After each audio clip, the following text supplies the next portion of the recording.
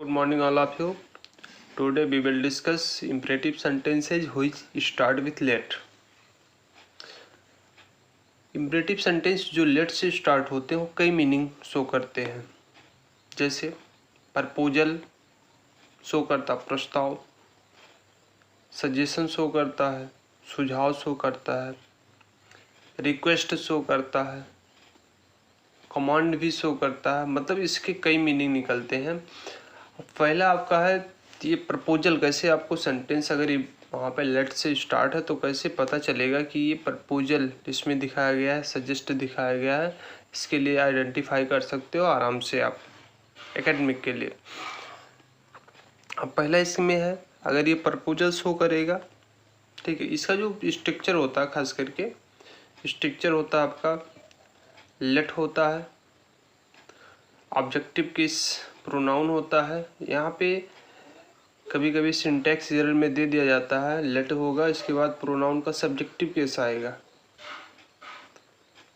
तो यहाँ पे गलत हो जाए। लेट आपका एक टाइप का वर्ब होता है, इसके बाद आने वाला जो भी प्रोनाउन होगा हमेशा ऑब्जेक्टिव केस में होगा।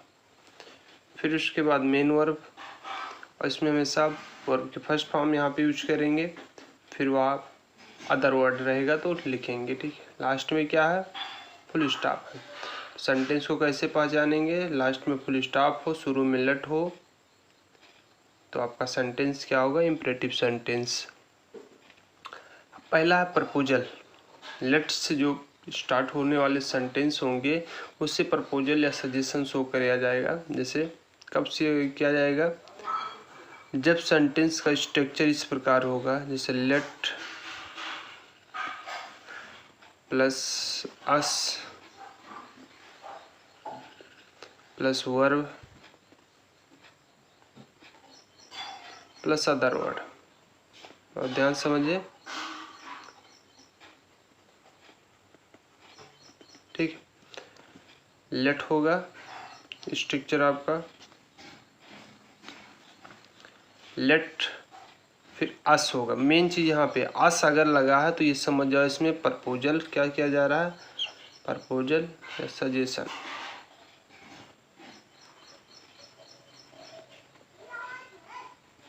ओके, या इससे सजेशन।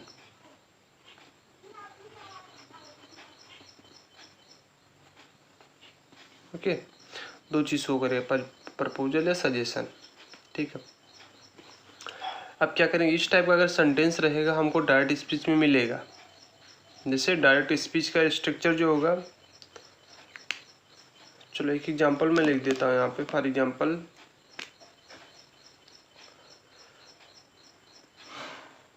लेट अस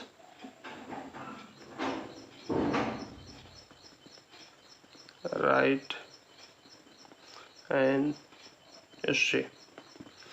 ये आपका प्रपोजल शो कर रहा है और सजेशन शो कर रहा है, दो मीनिंग शो कर रहा है, ठीक है। चाहे इसको आप प्रपोजल बोल सकते हो, चाहे सजेशन बोल सकते हो। ये आपका सेंटेंस का ये हो गया। अब इसको जब डायरेक्ट स्पीच में रहेगा, सेंटेंस अगर डायरेक्ट स्पीच में है, जैसे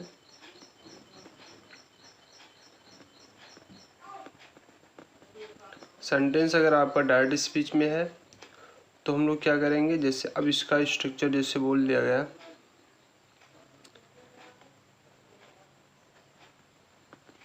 ही said to Mohan comma let us play in the field। Okay, अब यहाँ पे सजेशन शो किया जा रहा है क्योंकि अस का प्रयोग किया गया है। अब यहाँ पे एक चीज और देखिए, जब यहाँ से सजेशन शो करे या प्रपोजल शो करे, ठीक है, और रिपोर्टिंग वर्ब के बाद अगर ऑब्जेक्ट है तो इसे चेंज करेंगे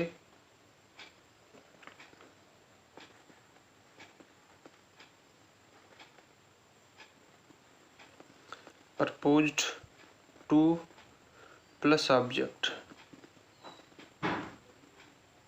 ठीक है, प्रपोज टू प्लस ऑब्जेक्ट लिख देते हैं यहाँ पे। इसका जो स्ट्रक्चर बनेगा, सब्जेक्ट होगा, सब्जेक्ट, ये आपका indirect speech,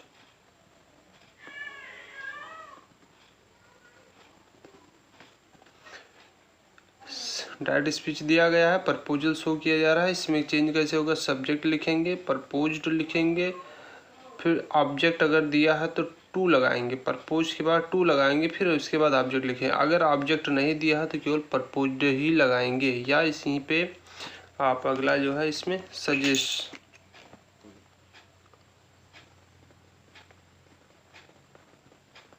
suggested two plus object लगा सकते हो। मतलब कि सब्जेक्ट लिखेंगे, प्रपोज्ड लिखेंगे, टू लिखेंगे, ऑब्जेक्ट लिखेंगे, या प्रपोज ना लिखना हो तो सजेस्टेड लिखो, टू लिखो, ऑब्जेक्ट लिखो, ठीक है। उसके बाद यहाँ पे दैट लगाएंगे, ठीक। लेट को यहाँ से हटा देंगे। यहाँ पे अस जो दिया गया है, यहाँ पे लेटस के स्थान पे बी या दे लगाएंगे, दोनों में से एक, चाहे ये लगाओ चाहे ये लगाओ, ठीक है।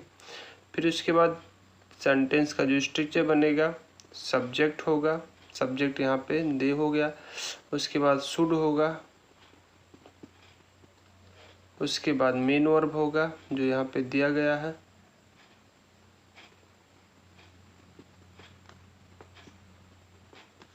उसके बाद अदर वर्ड।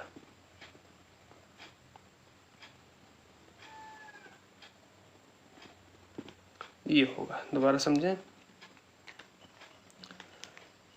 किसी सेंटेंस का स्ट्रक्चर आपका ऐसा दिया है, इम्परेटिव सेंटेंस में दिया गया है, आपका सजेशन दिया गया है, प्रपोज दिया गया है। कैसे पता चलेगा, जब यहाँ पे अस लगेगा। अगर अस लगेगा तो आप समझ जाना या तो प्रपोज्ड है या तो सजेशन, मतलब दोनों में से एक लिख सकते हो। तो ये जो स्ट्रक्चर बनेगा, सब्जेक्ट होगा जो यहाँ पे रहेगा, फिर इसके बाद इस पूरे पार्ट को चेंज करेंगे प्रपोज टू में, ठीक है। ऑब्जेक्ट आएगा, फिर यहाँ पे इसके स्थान पे ये चीज़ आ जाएगा। फिर यहाँ से लेट को रिमूव करेंगे क्योंकि लेट केवल शो करने के लिए यहाँ पे दिखाया गया है। उसके बाद यहाँ पे जो अस आया है, अस के लिए इसका सब्जेक्टिव की चाहे बी लिखो चाहे दे लिखो, दोनों में से लिख सकते हो। उसके बाद शुड लिखो, हमेशा शुड लिखना पड़ेगा। फिर ये मेन वर्ब लिखो, उसके बाद यहाँ पे अदर वर्ड लिखो, फुल स्टॉप, ठीक। चलिए ये बनाते हैं इसको। क्या हो जाएगा इसका, ही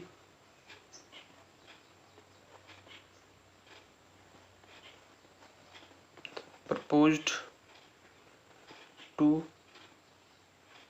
मोहन, दैट लिखेंगे, we should play in the field, full stop. चाहे यहाँ पे दे लिखो चाहे बी लिखो, चाहे यहाँ पे प्रपोज टू लिखो चाहे सजेस्टेड टू लिखो। अगर मान लीजिए यहाँ पे ऑब्जेक्ट नहीं है तो केवल प्रपोज लिखेंगे, ठीक है। मान लीजिए यहाँ पे ये चीज़ ना हो, ऑब्जेक्ट आपका ना हो, तो यहाँ पे केवल प्रपोज्ड ही लिखेंगे, ओके। मतलब इसमें ये समझिए कि सेड अगर लिखा है तो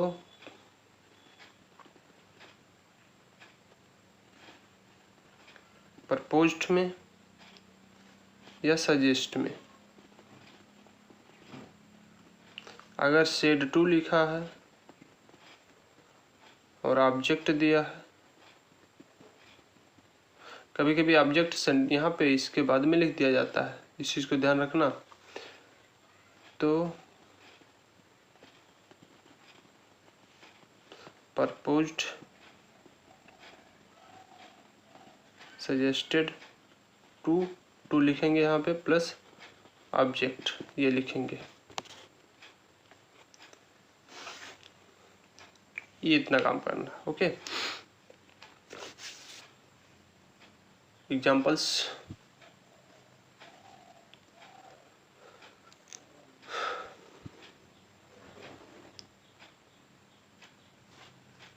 he said to me,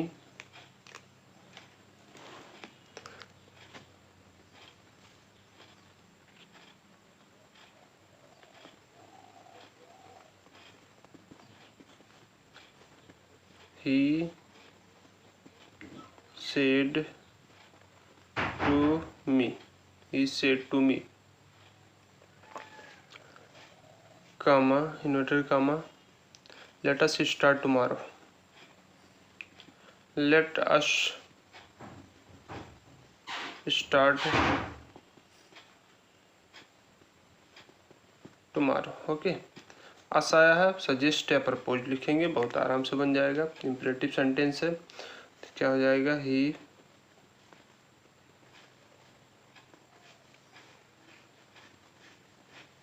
proposed me to me. ठीक, उसके बाद दैट आएगा, बी आएगा। एक चीज ध्यान देना, जब यहाँ पे फर्स्ट पर्सन का प्रोनाउन हो तो बी को अवश्य लिखेंगे। अगर फर्स्ट पर्सन का प्रोनाउन नहीं है तो आराम से इसको जो है दे लिख सकते हो, लेकिन अगर नहीं समझ में आता दोनों में से कोई लिख दो, चल जाएगा। Should, we should start tomorrow को चेंज करेंगे द नेक्स्ट डे या the following day, next day, ये हो जाएगा आपका। इस टाइप से इसको चेंज करेंगे। अगला है आपका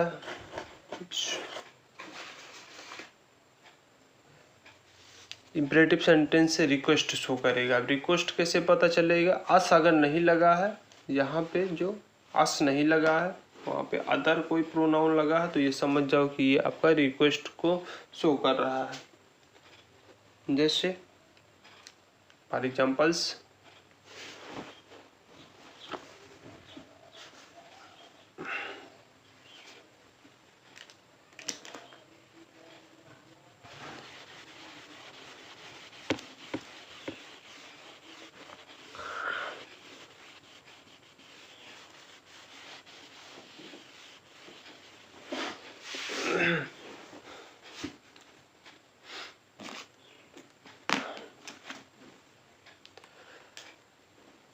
जैसे सेंटेंस लिखा है आपका, late plus objective case pronoun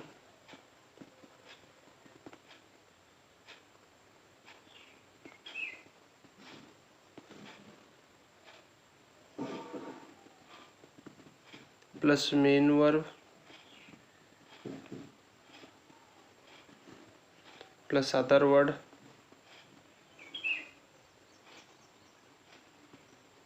okay, full stop. अब यहाँ पे ऑब्जेक्टिव केस का प्रोनाउन जो होगा अस को छोड़ के, मतलब यहाँ पे अस को छोड़ के अगर कोई भी प्रोनाउन आ जाएगा तो आप समझ जाना कि यहाँ पे क्या यूज किया गया है, रिक्वेस्ट शो कर रहा है। यहाँ पे लेट जो है रिक्वेस्ट के लिए शो करेगा। तो ये आपका, जैसे यहाँ पे बोला गया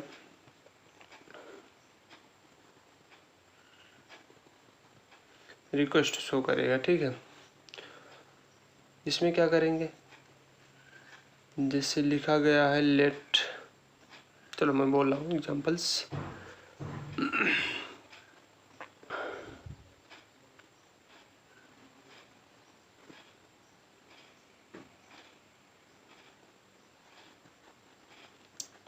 Ram said comma noted comma let मी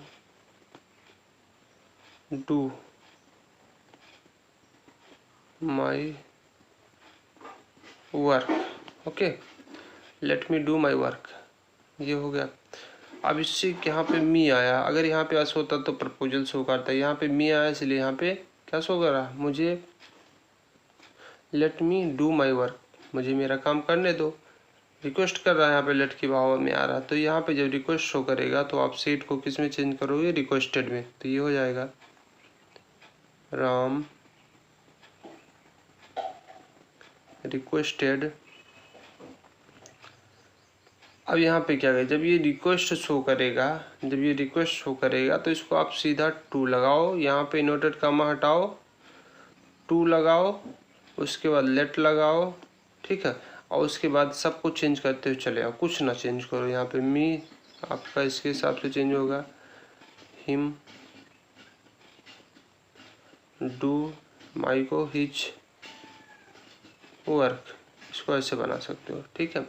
इसको दूसरी भाषा में बना सकते हो, जैसे आप वहाँ पे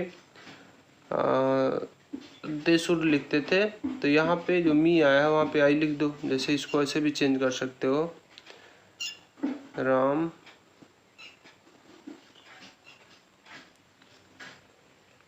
रिक्वेस्टेड